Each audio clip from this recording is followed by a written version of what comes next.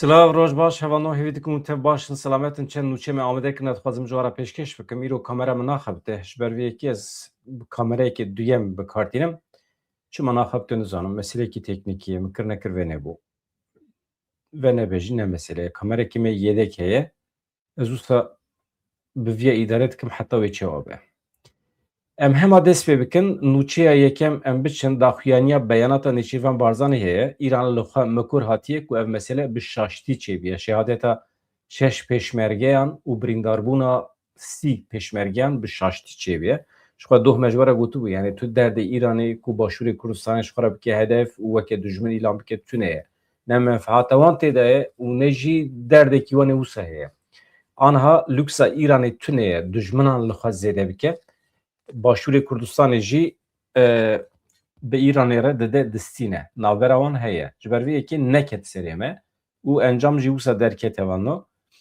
نها رزدار نیچیوان بارزانی چید بجه سروک هرما کردستان نیچیوان بارزانی راگهاند کو پیشت ایریشا به موشکان یا ایران یا اداره یا سربخواه سورانه وان تکلی به ایرانی را دانیه دو هنده انجام اوی ایریشه ده لباجار حولیره 6 پشمرگه شهید بون 30 پشمرگه بریندار بون نیچیروان بارزانی ایرو چو شیناوان 6 پشمرگین کل اداره سربخواه سوران شهید ببون نیچیروان بارزانی سرساقی دا مالباتین شهیدان پیشتی شینیجی ده کنفرانس روزنامه‌گری ده برسف دا پرسین حواله می روزنامه‌گر بارزانی دست نشان کرد که وان یک سر پیوندی به ایرانی را دانیه پیشتی بویری هما پیشتی که بویر قومی دو بیجه نیچیروان بارزانی می تکلی به کمار اسلامی ایرانی را دانی وان قبول کرد که اف مسئله بشاشتی چه بیه وان سوز دا که اول سر و مجاری لیکونینه که بدن دست بکرن وان هر وها دلگرانی خمگینی خواه پیام خواه سرساقی جی جهرما کردستان رشاند امن حال بنده برسوا کمار اسلامی ایرانی نه دا که ام بزاربن که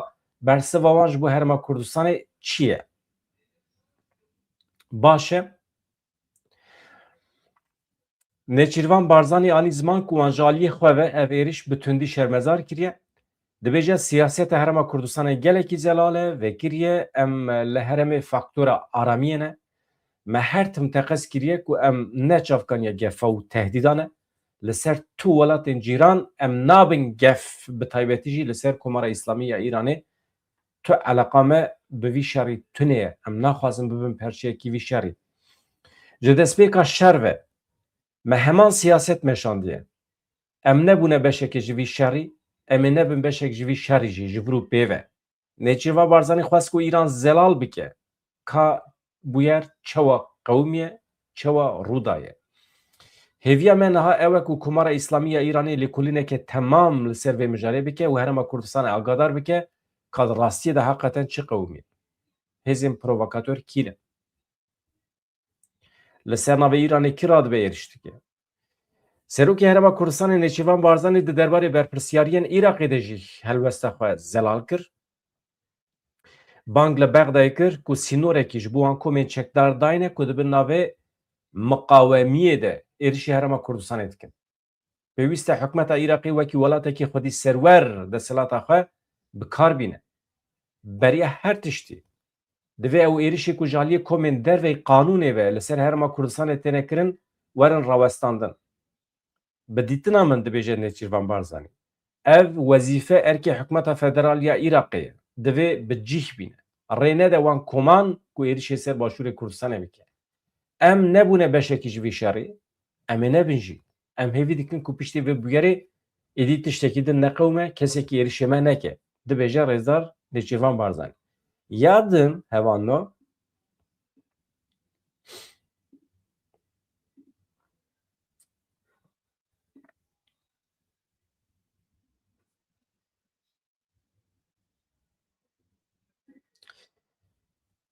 berdevki artêşa İsraîlê Avîçayê adreyê li ser platforma xwe ya Twitterê X'ê got hêzên wan ên hewayî di rojên dawî de êrişê hewayî li dijî du dezgehên li Tehranê pêkanîne ku ji bo pêşxistina hilberîna mûşekên krûz ên deryayî têne bikaranîn. Ajansa nûçeyan ya Îranê beyan kir ku îro vê sibê li Îsfahanê û çend deverên cuda ên derdorê ên li navenda Îranê dengê teqînan hatiye. Ev jî îşaretê wê yekê ye ku İsraîlê dîsa êriş kiriye êrişê du dezgehên li Tehranê. Ew dezgehên li Tehranê jî çi dikin? هلبرینا موشکین کروز پیش دخن این دریایی نه آژانسا تصنیم یا نوچی آنجی را گاند کو ایرو یعنی ویسبه ده ایرشکه دولتین یک بیگین امریکای ده لسر تاخه که باجار تبریزی یه ایرانی هفت کس حتنه کشت ل عراقی جی چند کشتی و بریندار هنه ام هم وانجی پیشکش بکن پاش امی جی بدن پیشنیازین امریکایش بو ایرانی دانالد ترامپ درکتیه دبیجه مدیاری اکی پر مزن بده از قصیه ایرانی gelek tiştê me qebûl kirine ka binêrin rastî çi ye? Wezareta Parastinê ya Iraqê beyan kir ku di encama êrişekê esmanî ya li ser navenda tenduristî ya leşkerî ya hebaniyê de li bajarê Embarê heft eskerê wan mirine, 13 esker birîndar bûne. Wezareta Parastinê ya Iraqê wiha dibêje. Navenda tenduristiya eskerî ya hebaniyeyê, şaxê kar û barên hebaniyê rastî êrişekê esmanî hatiye. Uzana ev navenda tenduristiye evano normal di şeran de heqê tu devletekî, heqê aliyekî tu ne êrişê van navenda mike ji ber ku ji bo seheta insana ji bo tenduristiyê dixebitin di şeran de kî dimire kî birandar dibe wana radikin. Normal êrişa li ser wan qedexe ye ama kî rabî êrişê ser wan kiriye ew meseleyekî cuda ye. Tîmên legerin û rizgarkirinê li cê bûyerên ha xebatên xwe didomînin êrişekî esmanî ye. Ev êriş dibêje rayedarên Iraqî bempêkirineke eşkere ye halbekî hemî hukuk, pîvanên navnetewî, armanjgirtina navendên tenduristiyê xebatê wan qedexe dike. Armanjgirtina saziyên tenduristiyê ji her alî ve sûçekî giran e ji ber ku ev sazî ji bo rizgarkirina jiyana mirovan dixebitin. Wezaretê beyan kir ku ev mafê xwe ew ê mafê xwe yê avêtina hemû gavên pêwîst ên li gorî hukûqa navnetewî diparêzin. Di daxuyaniyê de nehate eşkere kirin ka êriş ji aliyê kîjan hêzan ve hatiye kirin. Doh di êrişekê esmanî ya Amerîkayê de li parêzgeha Embarê 15 endamên heştî şehbiyê hatibûn kuştin. Nûnerê Xamanayê gef li leşkerên Amerîkayê xwariye ew meselekî çawa ye em hema lê binêrin. Niha şer nesekîn ye şer didome lê tekiliyên dîplomatîk jî hene ji bo rawestandina şer. Nûnerê rêberê Komara İslamî ya Îranê li Encûmena Bilind ya Parastinê navî vî Camîr Elî Ekber Ehmediyan e. Peyameke gevxwarinê da Washingtonê dibêje bi salan e em li benda hatina leşkerên Amerîkayê bûn.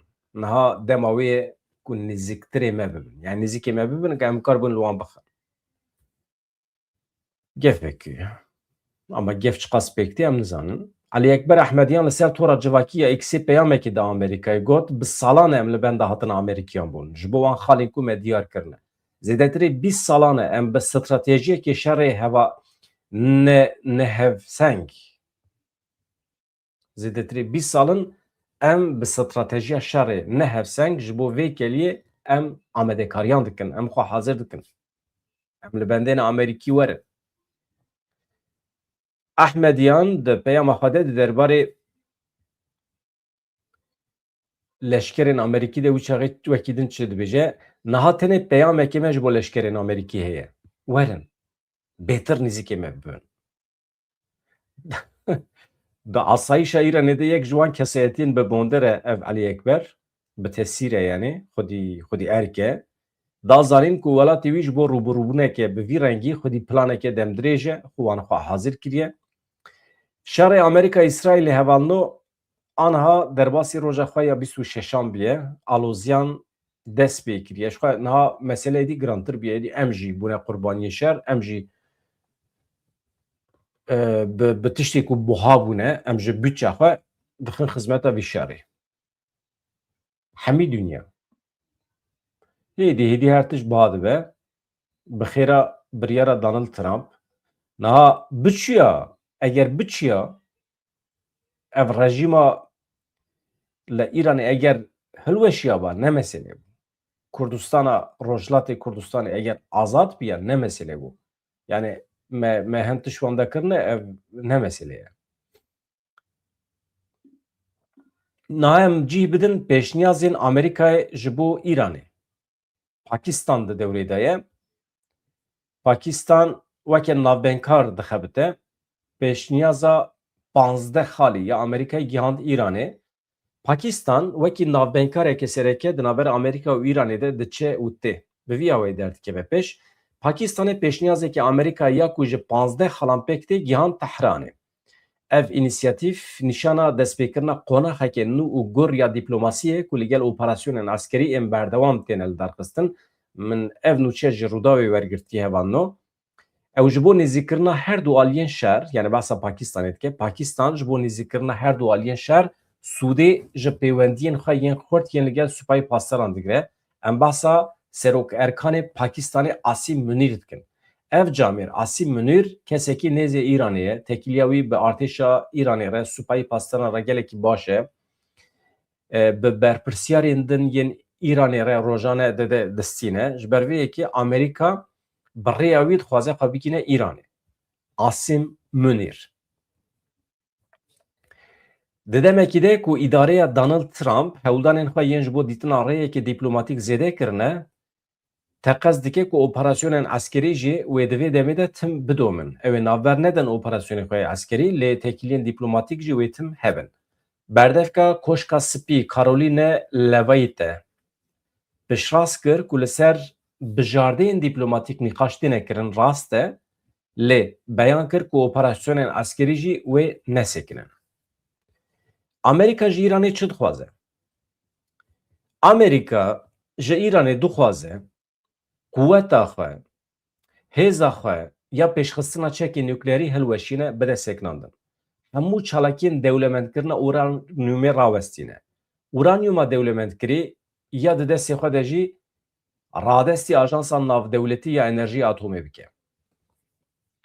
Piştgiriya ji bo komên hevalbendên xwe yên li herêmê, yani şerê wekaletê bi temamî bide seknandin, hêz û quweta xwe ya li Iraqê dibe, Yemenê dibe, li Sûriyê dibe, li deverê din dibe, bide seknandin, alîkariya ji bo wan bide rawestandin. û çi dike? Sînorekî ji bo bernameya mûşekî dayîne. Bernameya xwe ya mûşekî, ew ê füzeya çê dikin, ew ê sînordar bike.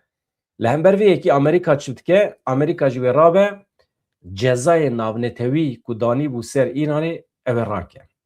Ew ê alîkarî bide bernameyeke nuklerî ya sivîl li Îranê. Yani Amerîka ji Îranê re dibêje eger tu hemî pêşniyazê me bînî cî, em ê ambargoya li ser te em ê rakin, em ê ser da jî alîkarî bidin te ji bo pêşxistina nuklerî lê bi armancên sivîl. Astengî hene? Astengî hene. Çima? Ji ber ku hêjî nezelale ka İsraîl heqeten piştgirî dide bê van pêşniyazê Amerîkayê ya na. 14 daxwazên îdareya Donald Trump ji bo Îranê ev in. Hevalên me rojnamegel pê hev rêskirine ez hema ji we re bêjim. Li gorî hin raporan 14 ji wan 15 daxwazan anha eşkere ne. Yek. 14 pêşniyazên Amerîkayê. Yek. Divê Îran hêz û quweta xwe ya nuklerî hilweşîne. Du. Divê Îran soz bide ku tu carî hewl nade çekên nuklerî bi dest bixe. Sê. Nabe ku li ser axa Îranê tu dewlemendkirina uranyumê hebe. 4. Divê Îran uranyuma xwe ya dewlemendkirî radestî Ajansa Navnetewî ya Enerjiya Atomê bike. 5. Divê saziyê nuklerî yên Natanz û İsfahanê û stasyona dewlemendkirina Sotemeniya Fordoyê werin hilweşandin. 6. Divê destûr were dayîn ku Ajansa Navnetewî ya Enerjiya Atomê bi temamî bigêje saziyê nuklerî yên Îranê. 7. Îran piştgiriya ji bo komên nêzîkê xwe yên li herêmê berde. 8. Îran divê finansekirin, rêvebirin, çekdarkirina komên nêzîkê xwe rawestîne. 9. Divê têngava Hurmuzê bi temamî vekirî bimîne. 10. Divê bernameya mûşekî ya Îranê ji aliyê dûrahî û hêjmarê ve were sînordarkirin. 11. Îran divê bikaranîna mûşekan tenê ji bo parastina xwe sînordar bike. 12. Eger ev hemî pêşniyaz werin bi cîhanîn, çi dibe cezayên li ser Îranê jî ku ji aliyê civaka navnetewî ve hatine sepandin wê bidawî bin. 13. Alîkariya Amerîkayê ya ji bo pêşxistina bernameyeke nuklerî ya sivîl wê çê bibe. 14. Eger Îran van şertan neyne cih, cezayê navnetewî و جنوبا بکevin devrê. Dibêje İran. Veya çarde pêşniyazin gihiştine İranê.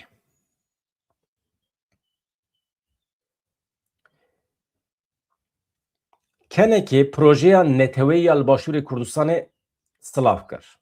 Niha projeyeke netewî heye li Başûrê Kurdistanê li Bakur jî hatiye destpêkirin. Yani îro sibê wê kongrekî wan çê bibe êdî kî li ku derê xwe pêş dixe wê derkeve holê. Kenekê projeya yeke gelê Kurd yeke ku li Başûrê Kurdistanê hatiye destpêkirin silav kir. Hêvî kir ku ev proje bibe bingeha kongreyeke netewî. Kenekê diyar kir ku ji bo vê jî ew amade ye bi erk û berpirsyariya xwe re be. Kenekê piştgirî da hewldan û projeya rewşenbîrên Başûrê Kurdistanê ya ji bo yekîtiyê. Dibêje Keneke em vê yekê wekî tekoşîn, wekî erk, wekî armanca xwe ya rastîn dibînin. Her wiha em giringî û pêwîstî dibînin bibe bingeha konferanseke niştimanî û neteweyî ya hevbeş a tevahiya Kurdistan û diasporaya Kurd. Bi tevlîbûna tevahiya partî û rêxistin û kesayetiyên navnetewî em dixwazin ev yek pêk were. Ji bo vê yekê jî weke keneke em li ser xwe wekî erk dibînin ku piştgirî bidin vê meselê. Em di qonaxekî hesas re derbas dibin, qonaxekî aloz e li herêmê. Aniha hewldana konferansekê bi vî şeklî divê baş e. Pêdiviya me jî pê heye, em weke keneke piştgirî didinê. Hevan meseleyekî din jî aniha em dikarin nîqaş bikin li serê, yani hûn jî dikarin nîqaş bikin, ez jî dikarim nîqaş bikim. Tirkiye rojê 20,000 bermîl petrola Amedê desteser dike. Aniha 15,000 bermîl petrol digire rojê ji Amedê. Herêma di navbera Batman û Amedê de. Dixwaze set bîrên din bikolê ji bo ku asteya hilberîna petrolê ji 15,000 bermîlî derxe 20,000. Ji bo Amedyan çi heye? Tiştekî tune. Hûn zanin rayedarên dewleta Tirkiye çê dibêjin? Dibêjin eger em warin Amedê, eger em set bîran bikolên, eger em petrola Kurdan derxin, bifroşin, em çi didin Kurdan? Em mafê xizmetê didin Kurdan. Mafê xizmetê. Yani em ji wara istihdam, cihê kar em peyda dikin. Yani vaya berûmetiyekî ye. Tu tê petrola Kurdan didizî, nadizê jî eşkere desteser dike dibe, navî nedizîne. Navî desteserkirin. û di ser de jî soz dide Kurdan, dibê em mafê xizmetê didin we. Nabêje mesela di berdêla vê petrolê da para Amedê wê hebe, bajarê Amedê, bajarê Derdorê em ê dewlemend bikin, em ê vê derê nizanim çawa bikin, nabêje. Dibe milletê vê derê wê were di van bîra da bixebite, yani xizmetê bike. Êdî hûn zanin. Di vê naberê de ji ber Newrozê hê jî binçavkirin didome. Gefa Tayyip Erdogan ya doh we dît. Yani vana naxwazin Kurd çavê xwe vê bikin. İnsanê me hê jî di hepsa dane, nexweşin, seqetin, birîndarin, ama bernadin. Ê nexweş jiyana xwe li hepsê de ji dest didin, dimirin. Ê tên berdan jî 30 salê xwe, 32 salê xwe li hepsê temam kirine, gelek kesî wan tên berdan. Yani tên berdan ji ber ku cezayê xwe xilas kirine, yani 32 sal emrê xwe dane zîndanê. Yani mirov çi bike?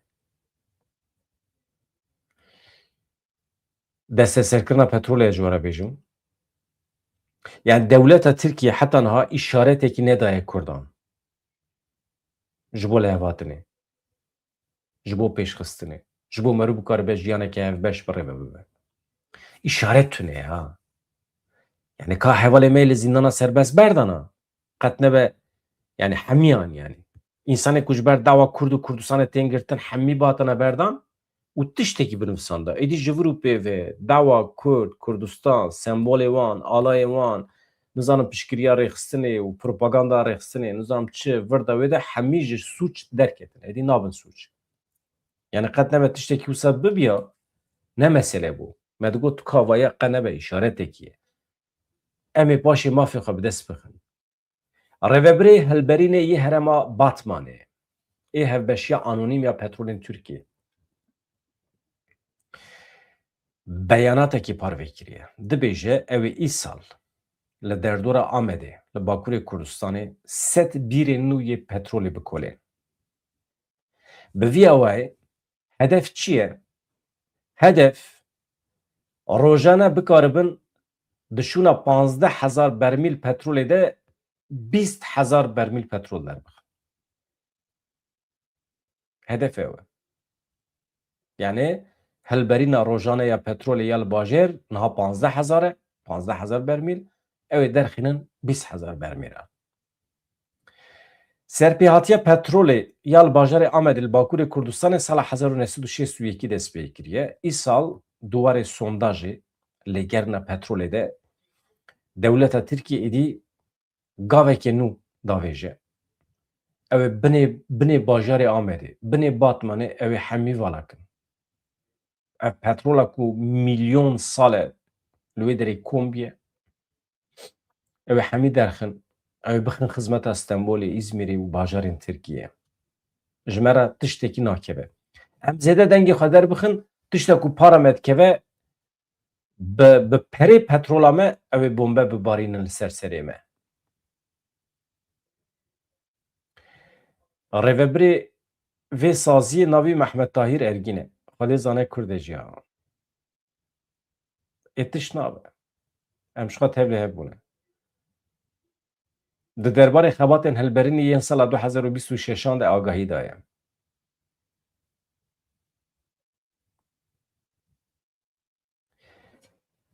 دبیجه نهال آمده روزانه در دور 15,000 برمیل پترول ته درخستن جبو زیده کرنا و کپاسیته پیلان دولت ترکیه هنه پیلان ما هیه ویا زیده بکن در بخن امی سال 2026 تنیل آمده نزدیک 20 بیر نو بکلین 20 بیر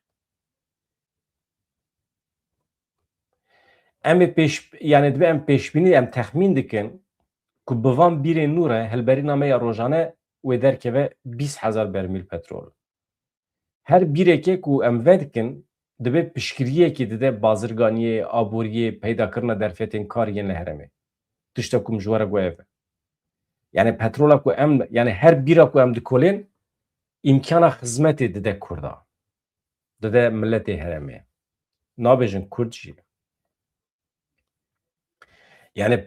یعنی دبی بازرگانی وی چه ببه آبوری وی گش ببه درفتا کار وی چه ببه استراتژیا سرخابونه ده انرژی ده ترکیه و قلا ترکیه که پترولا به سرمایه تکنولوژیا نافخوایی دبی اویا و فایده که مزن بده آبوری ترکیه دی روزی 20,000 برمیل گلکه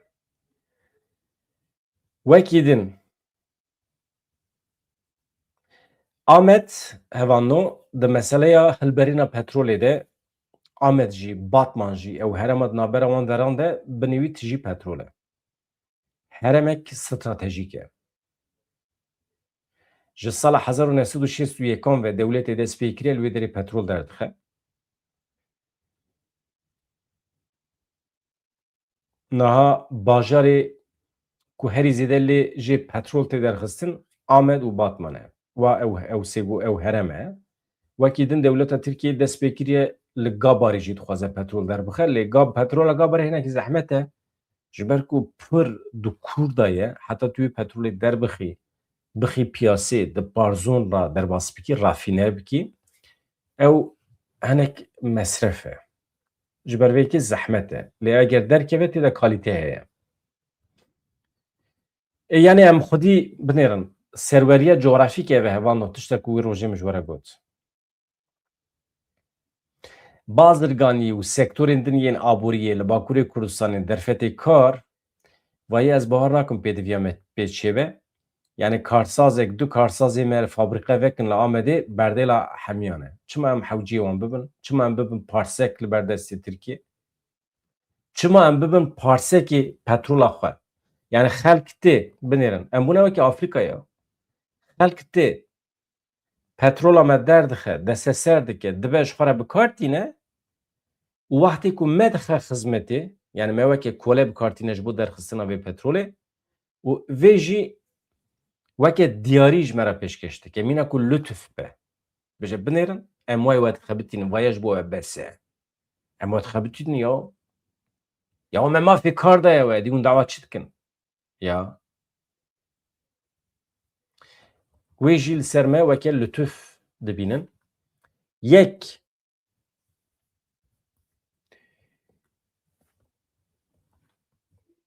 yani li ser van mijara me rûm kire tiştekî zêde bibêje. Aniha hevano em binêrin dewleta Tirkiye soz daye di nava meha Nîsanê de hin qanûnê nû derbixe. Lê qanûnê xwe jî girê daye hin şertan. Şertê dewleta Tirkiyeyê pir zehmetin ji ber ku ew ê bi îstixbarata xwe û artêşa xwe bişîne Başûrê Kurdistanê. Ew ê emîn bin ku rêxistinê bi temamî dev ji çek û sîlaha berdaye. Êdî xwe tune kiriye. Ancak wê demê qanûnan ew ê derbixin. Ez dibêjim pêvajûyekê dûr û dirêj li pêşiya me ye. Ev pêvajo wexta me digire. Wexta me dikuje. Cîwaniya me ji me digire. Hêz û quweta me teqeta me ya heye ya ji bo şoreşê ji me digire.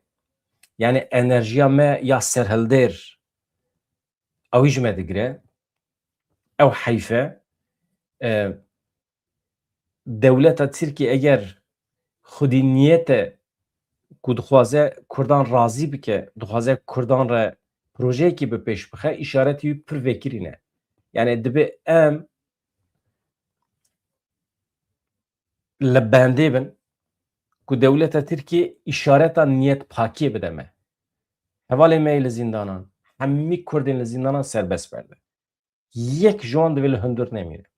Roja ku dewleta Tirkiye hemî însanên me ê ku ji dawa Kurd û Kurdistanê hatine girtin, ji dawa rêxistinê hatine girtin, roja ku ew hemî derketin derve, hûn bizanibin ku dewleta Tirkiye heqeten di mesela samîmîbûnê de xwe nîşan dide. Yani ez divê qenaetê de me. Hevan no. Ez aniha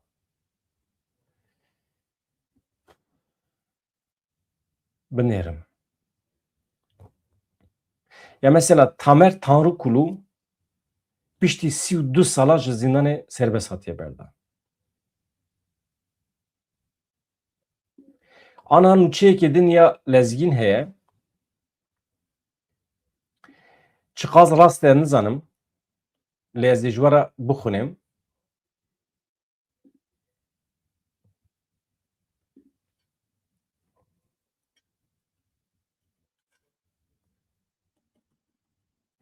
Aniha İran beyan dike ku pêşniyazên Amerîkayê yên ji bo dawî anîna şer red dikin. Mesela ev nûçeyekê nû ye aniha. Çima red dikî? Daw çi ye? Ez ji we re bêjim dawê.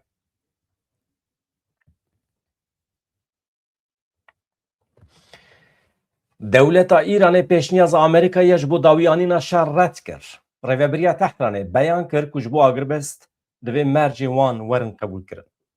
Şertên Îranê çi ne? Heta ku şertê Îranê neyne qebûlkirin ew ê operasyonên xwe yên li hember hedefên Amerîkayê bidomînin. Li gorî nûçiya televizyona dewletê ya Îranê berpirsekî payebilind ragihand ku Îran tenê dema ku şertê wan werin bi cîhanîn dikare dawî li şer bîne.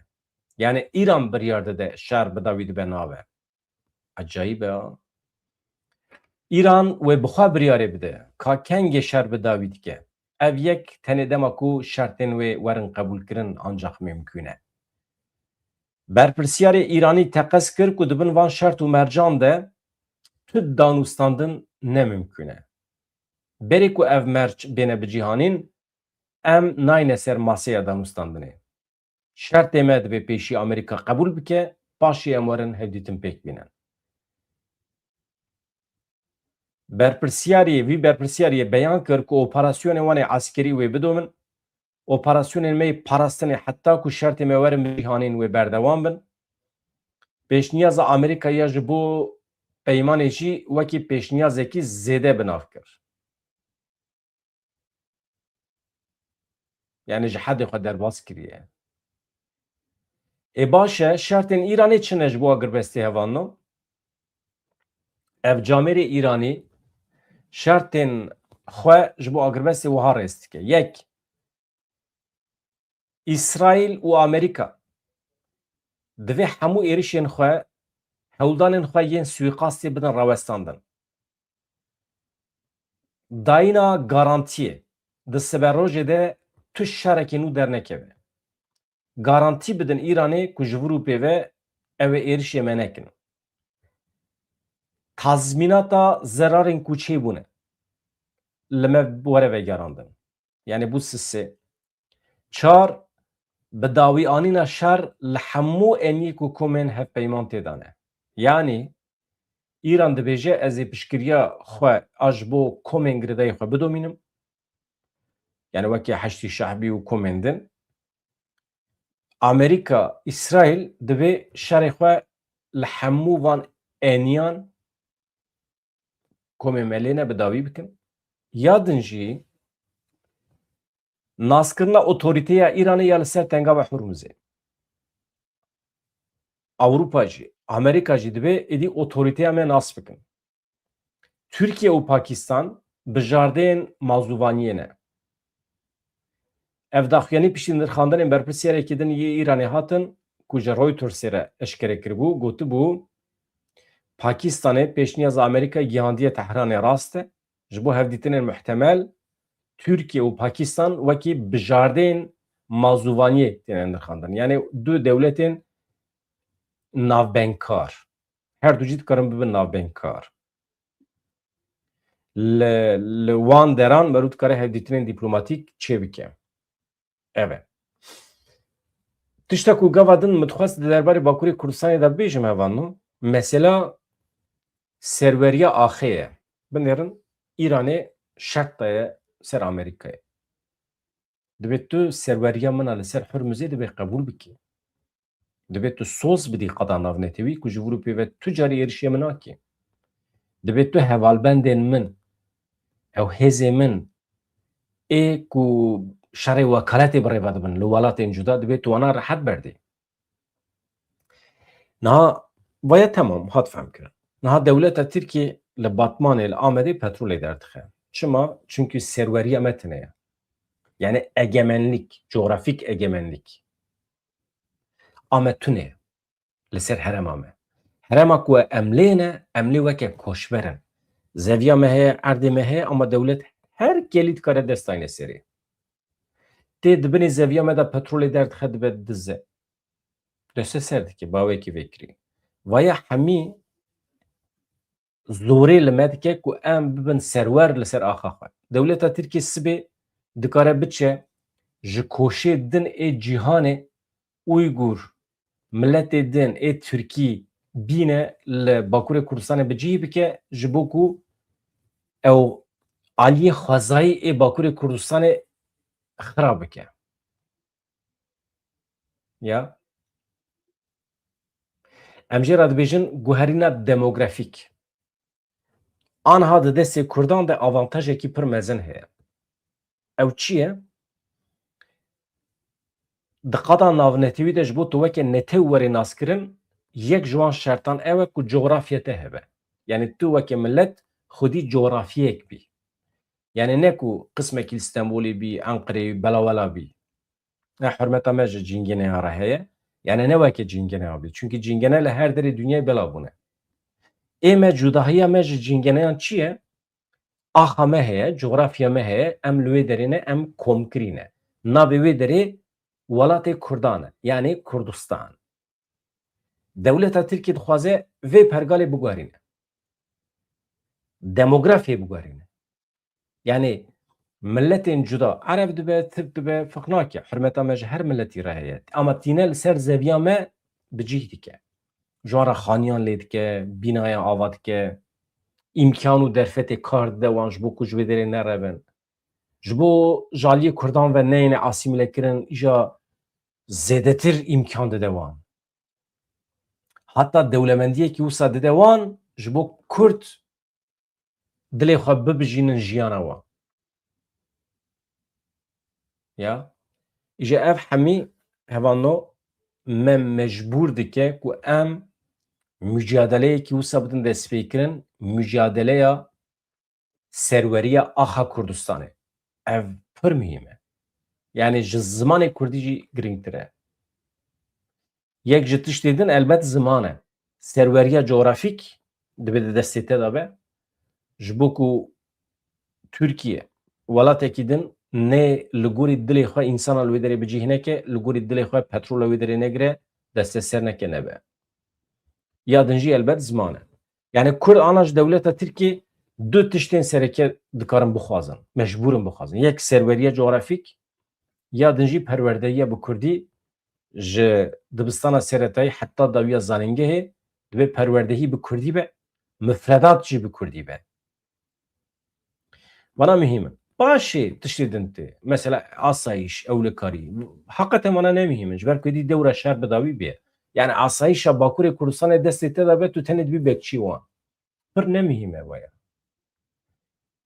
Asayiş destê te de be, destê te de nebe çi. Wextê ku perwerdeya te tu nebe. Wextê zarokê te bi Kurdî neyê perwerde kirin.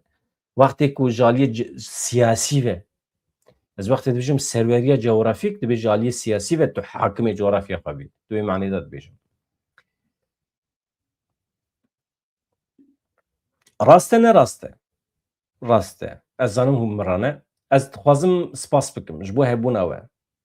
Ji ber eleqeya we ji bo vê kanala me. Hûn her hebin. Hûn pir camêr û canikin mala we ava. Ka hinekî ehmêjmar aboneya zêde bikin hevanno. Ev zû de hûn nebin aboneya. Ka kamera ya ez hûn zanin çawa binêrin. Vê derê kamera mina kompîterê heye. Aliyê din kamera mina normal heye.